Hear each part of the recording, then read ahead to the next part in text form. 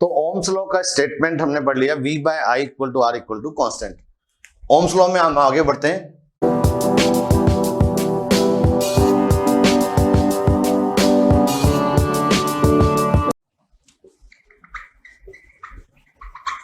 Important points regarding Ohm's law. तो अब हमें ये पता लगा है कि ओम्स लॉ के जब हम बात करते हैं तो एक रेजिस्टेंस एज्यूम करें आप, और इस पर हमने V पोटेंशियल डिफरेंस अप्लाई कर दिया और I इसमें करंट फ्लो हो रही है। तो ओम्स लॉ हमें ये बता रहा है कि V by I equal to R equal to constant. In other words we can say that V by I equal to constant, और we can say V is directly proportional to I। और जब आप V is directly proportional to I लिखते हो तो V equal to हो जाएगा IR। हम इसको I is directly proportional V भी लिख सकते हैं कि current is directly proportional to the potential difference, और तब आप I इक्वल टू क्या लिखोगे, 1 बाय R इंटू V।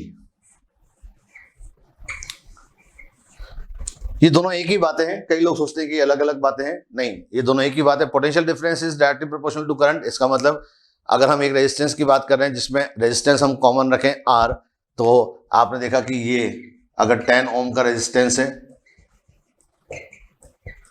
और एक बार इसमें 2 एम्पियर करंट फ्लो हो रही है और एक बार इसमें 5 एम्पियर करंट फ्लो हो रही है,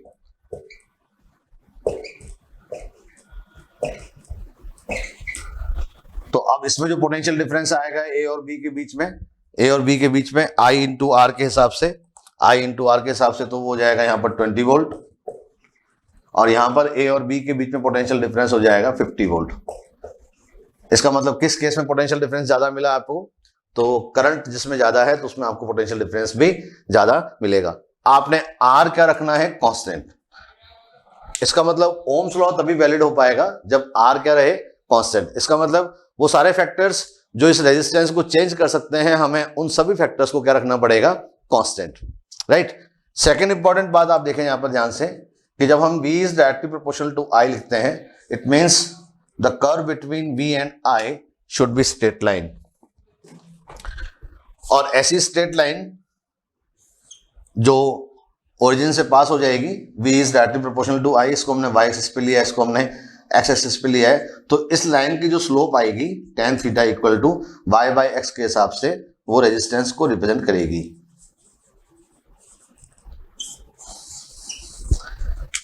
तो अब हम ये कह सकते हैं कि जिन डिवाइस के अंदर V और I का कर्व स्ट्रेट लाइन मिलता है, वो स्ट्रेट लाइन जो ओरिजिन से पास होगी वो डिवाइस ओम्स लॉ को फॉलो करेगी, and that device can be called ohmic device. Similarly अगर हम इस ग्राफ को चेंज करें और रिलेशन हम यूज कर रहे हैं यहां पर I is directly proportional to V, तो फिर अब ये कर्व जो बनेगा वो फिर स्ट्रेट लाइन आएगी, लेकिन अब इस लाइन की जो स्लोप आएगी यहां पर tan थीटा, वो 1 बाय R के बराबर आएगी, क्योंकि y एक्सिस पर आपने करंट लिया है और x एक्सिस पर आपने पोटेंशियल लिया है, ठीक है ना। V is directly proportional to I या I is directly proportional to V, ये दोनों के दोनों ओमिक डिवाइसेस में वैलिड होंगे। इसका मतलब वो डिवाइस जो ओमिक नहीं है उसे हम नॉन ओमिक डिवाइस कहेंगे, और उसमें V और I का कर्व कभी भी स्ट्रेट लाइन नहीं मिलेगा। तो दोनों बातें वाइस वर्सा रहती हैं कि अगर ये कर्व स्ट्रेट लाइन है तो वो डिवाइस ओमिक है, या इसको हम ये बोलें कि अगर ये डिवाइस ओमिक है तो V और I का कर्व स्ट्रेट लाइन ही मिलेगा। ओम्स लॉ का आपको आइडिया लगी गया है, तो एक सिंपल सा क्वेश्चन देखते हैं हम यहां पर और सोचेंगे उसका जवाब क्या आएगा।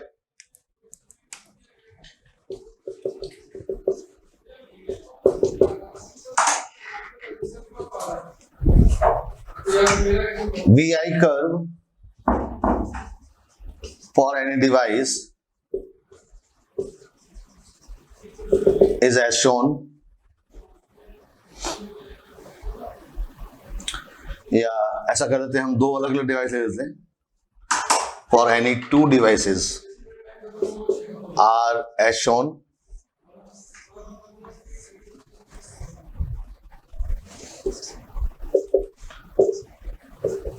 मान लीजिए कि दो अलग अलग डिवाइस हैं और उनमें आपको वी आई कर्व दिखाए यहां पर, राइट। ये है डिवाइस ए और ये है डिवाइस बी। आपको ये बताना है कि which statement is correct. Device A is ohmic, second option. Device B follows V by I equal to R. Number 3, device B is ohmic. Or number 4, V by I is not constant for B. तो first option हमें बता रहा है कि A is ohmic, second option बोल रहा है कि बी इस लॉ को फॉलो कर रहा है V by I equal to R, और थर्ड में लिखा है B इज ओमिक, और फोर्थ है V by I is not constant for B। तो पहले हम बात करें A की। तो आपने इस कर्व को देखा और देखते आपको पता लग गया कि ये स्ट्रेट लाइन है जिसकी स्लोप कांस्टेंट है, इसका मतलब R कांस्टेंट है। लेकिन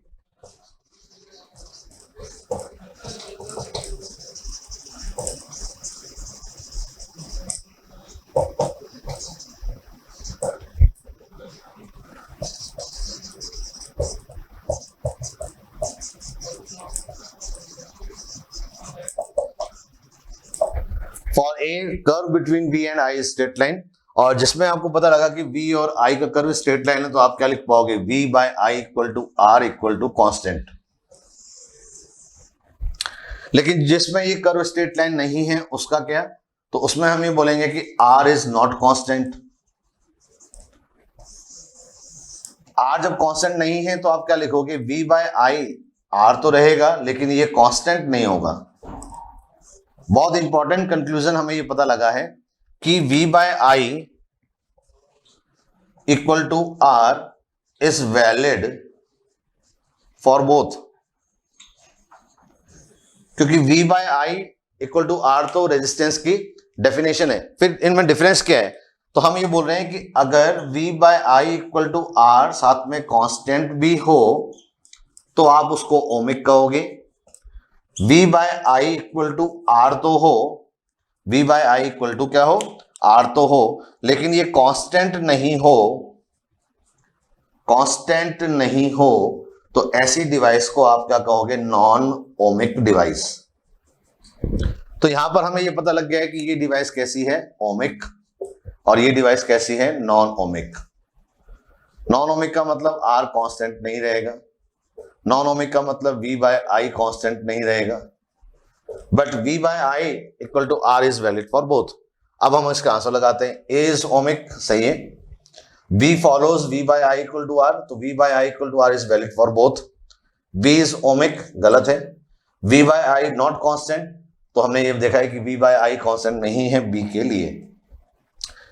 तो ये कंफ्यूजन जो कई बुक्स में लिखा होता है कि V by I equal to R Ohm's law होता है, तो अब हमें ये पता लगा कि V by I equal to R ये पूरा का पूरा स्टेटमेंट कभी भी कंप्लीटली डिफाइन नहीं करता है ओम्स लॉ को।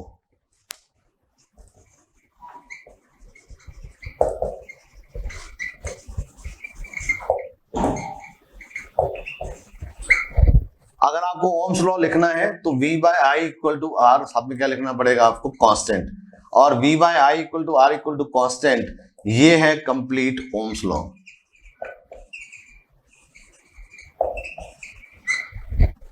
V by I equal to R ये ओम्स लॉ नहीं है, इसलिए ये वैलिड रहेगा ओमिक के लिए भी और नॉन ओमिक के लिए भी। हमें पहचान सिर्फ इतनी सी ही करनी होती है कि कर्व स्ट्रेट लाइन है, इसका मतलब वो ओमिक है, कर्व स्ट्रेट लाइन नहीं है, इसका मतलब वो नॉन ओमिक है। V by I equal to R दोनों के लिए वैलिड है, लेकिन V by I equal to R equal to constant सिर्फ ओमिक के लिए वैलिड होगा। V by I equal to R but not constant valid होगा नॉन ओमिक डिवाइस के लिए। ठीक है ना, तो हमें समझ में आ गया कि V by I equal to R हमेशा वैलिड रहेगा। तो चाहे वो डिवाइस ओमिक हो या फिर नॉन ओमिक डिवाइस हो। अब हम देखें कि कौन सी डिवाइस ओमिक होती है और कौन सी डिवाइस नॉन ओमिक होती है, ठीक है ना। तो ओमिक डिवाइस की अगर हम बात करें, जिसके लिए हम ये बोल रहे हैं कि रेजिस्टेंस जो है वो हर हालत में क्या रहना चाहिए, constant. Conductors generally ohmic devices होते हैं, लेकिन आप ध्यान में रखें कि ये कंडक्टर्स भी ओमिक डिवाइस तभी हो पाएंगे जब इसमें करंट कांस्टेंट चलती रहे। अगर जैसे मान लो कि मैं आपसे बोलता हूं कि ये देखिए आप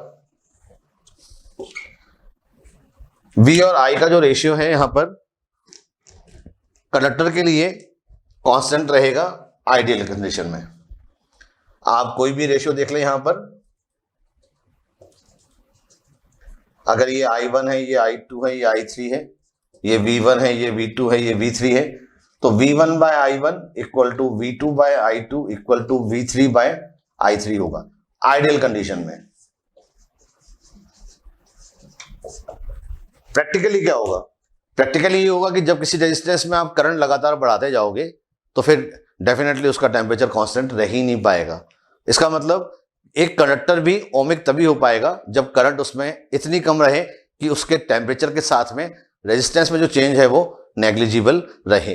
अगर करंट बहुत ज्यादा कर देते हो आप तो टेम्परेचर बढ़ जाएगा, क्योंकि हीटिंग इफेक्ट प्रोड्यूस हो जाएंगे, और टेम्परेचर बढ़ जाएगा तो फिर रेजिस्टेंस भी बढ़ जाएगा, और रेजिस्टेंस बढ़ जाएगा तो मैं यहां पर देख रहा हूं इस कर्व का जो स्लोप है tan थीटा वो r है, इसका मतलब थीटा भी यहां पर इंक्रीज हो जाएगा।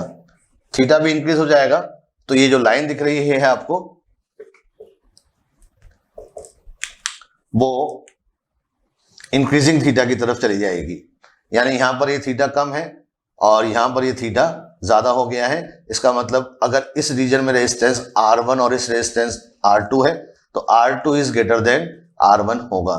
तो आपने देखा कि जब करंट की वैल्यू बहुत ज्यादा हो जाएगी तो ये डिवाइस भी ओमिक नहीं रह पाएगी। अगर करंट में बहुत कम चेंज हो जिससे हीटिंग इफेक्ट को हम नेग्लिजिबल कर सकें, तब हम रेजिस्टेंस में चेंज भी नेग्लेक्ट कर पाएंगे और तब वो ओम्स लॉ को फॉलो करेगी। बट कंडक्टर्स ही ऐसी डिवाइस होती हैं जो एक रेंज तक ओम्स लॉ को फॉलो करती हैं। अदर जो डिवाइसेस होती हैं वो बहुत कम ओमिक हो पाती हैं। तो non ohmic devices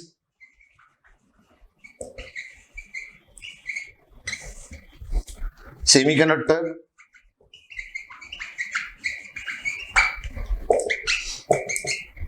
chemical electrolyte,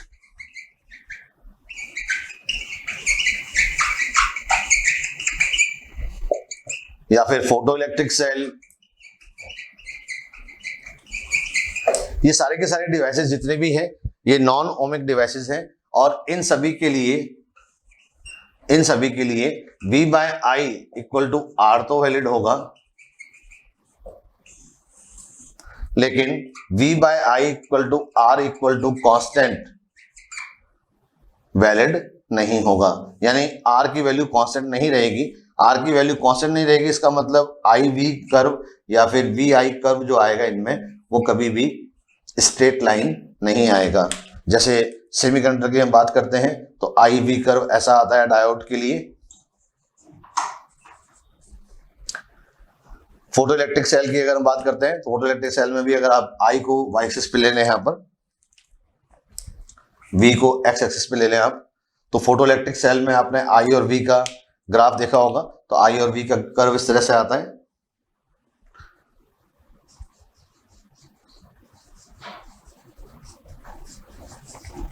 तो ये डिवाइसेस जो हैं ये सारी की सारी कैसी हैं, नॉन ओमिक, जिनके लिए V by I equal to R तो होगा लेकिन ये कांस्टेंट नहीं होगा क्योंकि ये कर्व स्ट्रेट लाइन नहीं है। तो ओम्स लॉ बिल्कुल सिंपल है, लेकिन इसका बेस और बेसिक कंसेप्ट बहुत इंपॉर्टेंट है।